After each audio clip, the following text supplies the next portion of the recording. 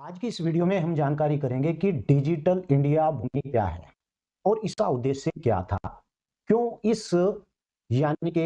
नियम को लाया गया और इसके बारे में हम विस्तार से बात करेंगे। लेकिन उससे पहले आप लोगों से गुजारिश है कि अगर आप लोग इस यूट्यूब चैनल पर पहली बार आए हैं तो कृपया चैनल को सब्सक्राइब कर लें और साथ में बेल आइकन की घंटी को दबाना ना भूलें। साथियों, मैंने बहुत सी वीडियो के अंदर बता रखा है कि आपकी अगर भूमि है उस पर कब्जा हो जाता है या फिर आपकी जो भूमि है जिस पर आप रह रहे हैं उस भूमि पर आपको मालिकाना हक नहीं मिला है या फिर ऐसी भूमि के जिस भूमि पर आप रह रहे हैं उसके बारे में आपको अता पता बिल्कुल भी नहीं है। और मैं आपको बताना चाहता हूं, अगर आप इंडिया के अंदर या किसी और मुल्क के अंदर भी रह रहे हैं तो आपको भूमि के बारे में जानकारी का होना बहुत ही जरूरी होता है। बहुत से ऐसे व्यक्ति होते हैं कि उन्हें भूमि के बारे में इस बार जानकारी नहीं होती है कि भूमि, आप जिस भूमि के ऊपर सालों से रह रहे हैं ये भूमि किस सरकार की है। और फिर जब कोई नई सरकार आती है तो फिर उस भूमि को छुड़वा लिया जाता है और फिर उस पर बुलडोजर की कार्रवाई होती है। बहुत सा उत्तर प्रदेश के अंदर भी इसी प्रकार के आपने देखा होगा कि बुलडोजर बाबा चारों तरफ घूम रहा था और वहां पर अपराधियों के भी साथ साथ मकान तोड़े जा रहे थे और साथ में ऐसे लोगों के भी मकान तोड़े जा रहे थे जो लोग बंजर भूमि में रह रहे थे या फिर तालाब की भूमि पर रह रहे थे या फिर कोई ऐसी स्वार्णिक उपयोग की भूमि पर रह रहे थे। लेकिन यहाँ पर मैं आपको बताता चलूं कि सुप्रीम कोर्ट ने फिलहाल तो सुप्रीम कोर्ट का ये आदेश है कि किसी भी प्रकार से किसी ऐसे जमीन बुलडोजर की कार्रवाई नहीं हो सकती है, क्योंकि ऐसे बहुत से मकान उत्तर प्रदेश के अंदर तोड़ दिए गए थे जिनके बारे में यानी कि कोई नोटिस भी नहीं था। और अब सुप्रीम कोर्ट के अंदर जब इस प्रकार की याचिका गई तो सुप्रीम कोर्ट ने माना है कि उन अधिकारियों की गलती है जिन अधिकारियों ने बिना नोटिस दिए ऐसे लोगों के मकान तोड़ दिए थे। यानी कि यहाँ पर बुलडोजर की कार्रवाई सुप्रीम कोर्ट की ओर से बिल्कुल रोक दी गई।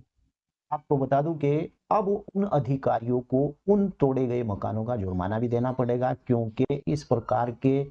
बिना नोटिस के जिन लोगों के मकान तोड़ दिए गए थे। तो खैर चलिए, आज की इस वीडियो में हम विस्तार से बात करेंगे कि जैसे इंसान का आधार कार्ड बनता है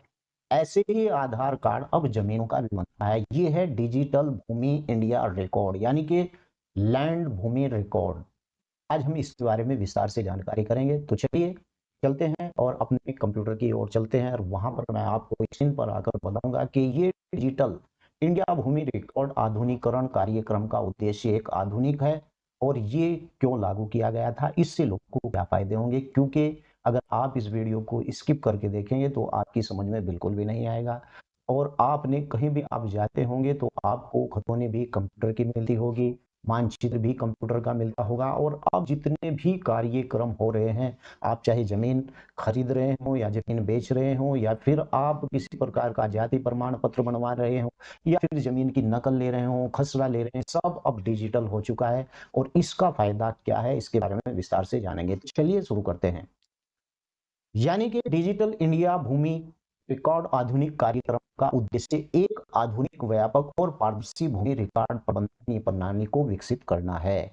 और यहीं पर आपको बता दें कि सरकार ने डिजिटल इंडिया भूमि रिकॉर्ड आधुनिकीकरण कार्यक्रम को यानी कि 5 वर्ष यानी कि 2022 से लेकर 2026 के लिए विस्तार को स्वीकृति दे दी गई है। यानी कि भारत के अंदर जितने भी राज्य हैं उन सब के राज्यों के अंदर अब जितनी भी भूमि होंगी, जितने भी भूमि से संबंधित कार्यक्रम होंगे, वो सब अब डिजिटल के माध्यम से ही होंगे। और 17 राज्य, केंद्र सरकार, प्रदेश और अन्य सूची सभी भाषाओं में यानी अभिलेख यानी कि उपकरण उपयोग किया जाएगा।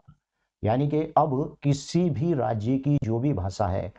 उस भाषा के तहत ही उस राज्य के अंदर जो भूमि लैंड रिकॉर्ड है उसके आधार पर ही उसी भाषा में यानी कि उसी लिपि में अब आपको हर जिस राज्य की जो भाषा है उसी में ही आपको खतौनी भी मिल जाएगी। वर्ष 2023 तक ने 16 राज्यों में और 168 राज्यों में यानी कि 99% और से अधिक काम पूरा करने का प्लेटिनिंग यानी ग्रेड प्राप्त कर ली है। यानी कि 2023 तक 16 राज्यों में और 168 जिलों में यानी कि इस कार्यक्रम को यानी पूरा कर लिया गया है। और अभी भूमि संसाधन विभाग ने एक अब तक 28 राज्य और 2 केंद्र शासित राज्यों में जम्मू कश्मीर और लद्दाख के लिए प्रधानमंत्री कृषि सिंचाई योजना परियोजना की 1149 यानी वाटरशेड और विकास घटक को स्वीकृति भी दी है। यानी कि इस प्रकार से जो डिजिटल इंडिया भूमि रिकॉर्ड आधुनिकरण यानी कार्यक्रम DILRMP यानी कि तत्कालीन राष्ट्र भूमि रिकॉर्ड यानी आधुनिक कार्यक्रम को 1 जुलाई 2016 से केंद्र 100% वित्त पोषित के साथ यानी कि अक्षेत्र की योजना के रूप में यानी परिवर्तित किया गया था। जान लेते हैं कि आखिर इस भूमि की जो रिकॉर्ड लैंड यानी कि डिजिटल इंडिया के नाम से इसकी उपलब्धियां यानी कि क्या है, मैं आपको बता दूं कि डिजिटल इंडिया भूमि यानी कि रिकॉर्ड आधुनिकीकरण कार्यक्रम यानी कि DLPAMP यानी कि कार्यक्रम के अंतर्गत यानी कि प्रगति हासिल की गई है और बुनियादी घटकों के साथ रिकॉर्ड कंप्यूटरीकरण यानी कि 95.88% रिकॉर्ड ऑफ राइट्स यानी कि ROS पूरा हो चुका है। और यही आपको बता दूं कि इस तरीके से क्या का काम यानी कि डिजिटल इंडिया पर पूरे देश के अंदर अभी तक हुआ है। और आप जो भी खतौनी लेने के लिए जाते हैं उस खतौनी को अब डिजिटल किया गया है यानी कि कुल 3,66,92,728 मानचित्र यानी कि अब तक डिजिटल किए गए हैं और देश के कुल 6,57,396 गांव में और 6,25,062 गांव में और 68.2% यानी कि केंद्र स्थल यानी कि इस प्रकार का मानचित्र जो है डिजिटलीकृत किए गए हैं। और साथ ही 49,57,221 मानचित्र पंजीकरण का और 94.95% कंप्यूटर पूरा कार्यक्रम पूरा हो चुका है। कुल 5.325 यानी RSO से यानी कि 50-60 यानी पंजीकृत कार्य और भूमि के रिकॉर्ड के साथ यानी कि इस प्रकार के जो डिजिटल यानी कि आपकी जो खतौनी है, मानचित्र है, आपका खसरा है और जितने भी आपके डॉक्यूमेंट्स है वो सब डिजिटल माध्यम से यानी कि आपके कंप्यूटर प्रणाली में पहुंच चुके हैं।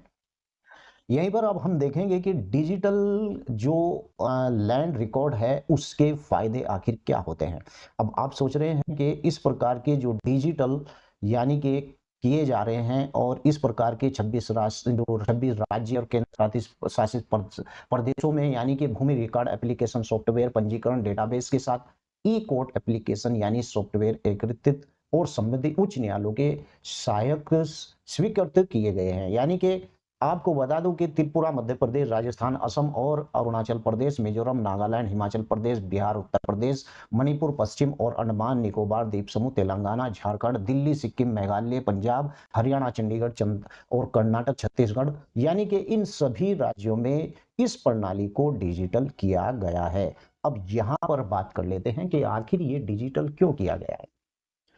आपके पास अगर कोई इस प्रकार की भूमि है और आपको इस भूमि का कुछ भी अता पता नहीं है और पहले क्या होता था कि 90% झगड़े इसी प्रकार के होते थे, जमीन किसी की वो कोई हो रहा है और इस प्रकार की जो जमीनें होती थी उनका ये नहीं पता चलता था कि ये शत्रु की भूमि है या फिर ये भूमि ऐसी भूमि है जो तुम्हारे बाप दादा की भूमि है। ऐसी बहुत सी भूमि थी जो छूटी हुई थी, उन भूमियों के बारे में कुछ भी जानकारी नहीं थी। अब क्या होगा कि अगर आप अब खतौनी को लेकर अपनी किसी अदालत के अंदर जमानत कराने के लिए भी जाएंगे तो जमानती के आधार पर ही न्यायालय से पता चल जाएगा कि वास्तव में इस भूमि का मालिक यही है या नहीं है और उसी आधार पर जमानत भी ली जाएगी। यानी कोर्ट को भी इसके साथ जोड़ा गया है, कोर्ट से लेकर न्यायालय तक और न्यायालय से लेकर तहसील तक यानी कि भूमि लैंड रिकॉर्ड का जितना भी मामला है उसे सबको डिजिटल कर दिया गया है। और 2026 में अभी कुछ राज्य ऐसे हैं जहां पर ये डिजिटल इंडिया भूमि लैंड रिकॉर्ड का यानी कि अभी पूरा नहीं हो पाया है, लेकिन 2026 तक